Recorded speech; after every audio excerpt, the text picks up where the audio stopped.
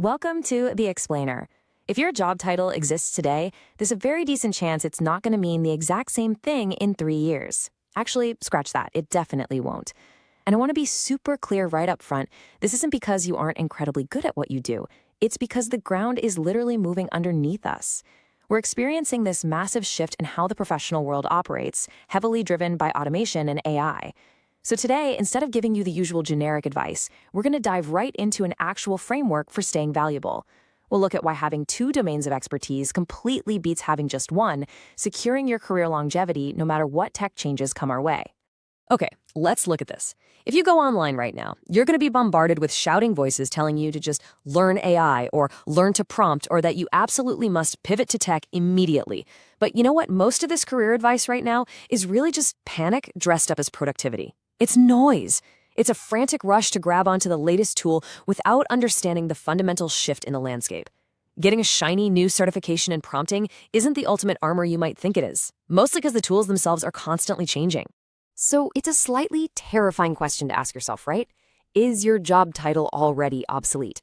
But I want you to ask it, because asking this question is the hook that gets us to the actual solution. The title on your email signature might be hiding the reality of how your industry is shifting. But hey, don't worry, we aren't here to dwell on the fear. In this explainer, I'm going to give you a highly concrete, actionable framework for ensuring you remain incredibly valuable to literally any organization, regardless of how thoroughly your specific industry gets automated. Section 1. Execute versus decide. To truly career-proof yourself, you really have to understand one fundamental economic reality of the modern workplace. And it's this: companies don't pay for tasks anymore. They pay for judgment. Think about it for a second. Tasks, the repetitive step-by-step actions you take, those are exactly the kinds of things that get automated by AI and software. A machine can send an email, it can format a spreadsheet, it can even generate a basic report. Tasks get automated. Judgment, however, does not. The ability to read a room, to weigh complex trade-offs, to make the right call when things go completely wrong, that is exclusively human. So your weekly workload essentially falls into one of 2 buckets. First is execute. These are the repeatable, rule-based actions. Then there's decide, the context-dependent actions that absolutely require a human judgment call. In the modern economy, that execute bucket, it's shrinking rapidly. Software is eating it. But the decide bucket, that is growing immensely in value. The market is placing a massive premium on people who can navigate ambiguity and make smart decisions. So I want you to actively audit your own role, and I want you to do it by focusing on verbs rather than your official job title. Here's what you do. Step 1, take a piece of paper and write down everything you actually do in a given week. Step 2, look at the verbs you used. Are you inputting, formatting, scheduling, or are you resolving, negotiating, evaluating? Sort every single item by its verb into either the execute bucket or the decide bucket. This exercise literally strips away the illusion of your job title and shows you exactly where you stand. The crucial point here is that your actual job security is represented by the ratio between these 2 elements. Your job security isn't the title on your resume anymore. It's the literal ratio of how much time you spend executing versus how much time you spend deciding. If your time is 90% executing, you are highly vulnerable to automation.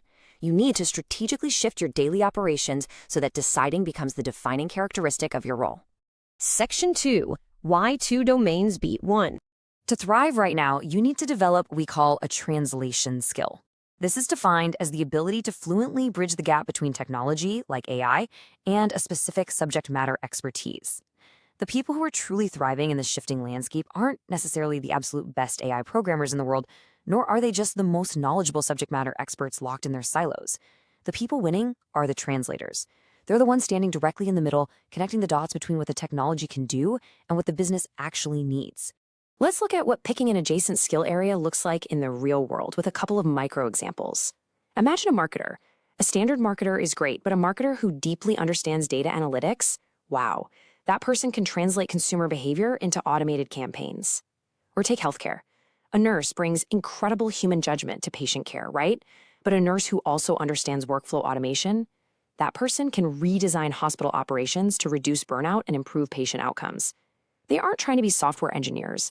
They're simply picking one adjacent skill area and becoming functionally fluent in it. Which brings us to the absolute most important takeaway of this entire explainer: achieving functional fluency in 2 adjacent domains completely beats absolute mastery of just one. I really want to emphasize this. Why do two domains beat one? Well, if you're only a master of one domain, you run a super high risk of that single domain being disrupted. But if you're functionally fluent in two areas, you become the indispensable bridge. It is incredibly hard to automate the intersection of two distinct fields. When you combine, say, project management with basic AI implementation, you create a unique hybrid role that relies heavily on human judgment to synthesize those two worlds. You become a translator, and translators are the ones guiding organizations through massive change. Section 3. Making your judgment visible. Okay, here is the harsh truth that nobody really tells you. Quiet competence is dangerous in an automated world. It's not enough to just quietly have good judgment. If nobody sees you exercising that judgment, you just look like a list of tasks. And as we've established, on paper, a list of tasks looks highly replaceable. You absolutely have to actively ensure that your decision-making, your problem-solving, and your unique human judgment are seen and recognized by the people around you. So how do you actually do that?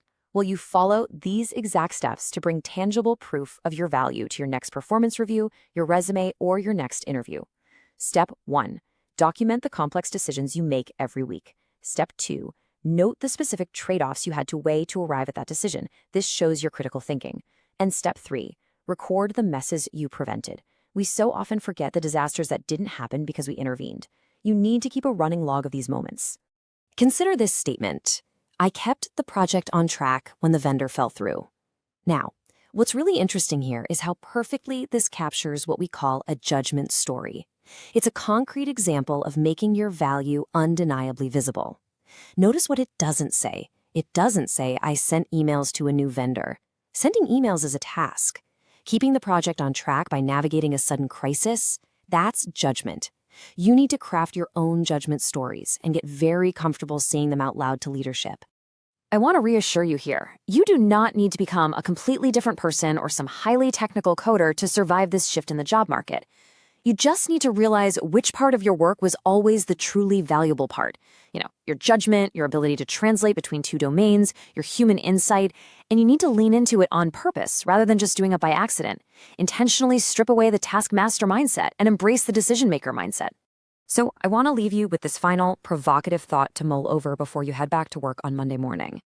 Are you leaning into your judgment on purpose, actively building fluency and a second domain and making your value visible?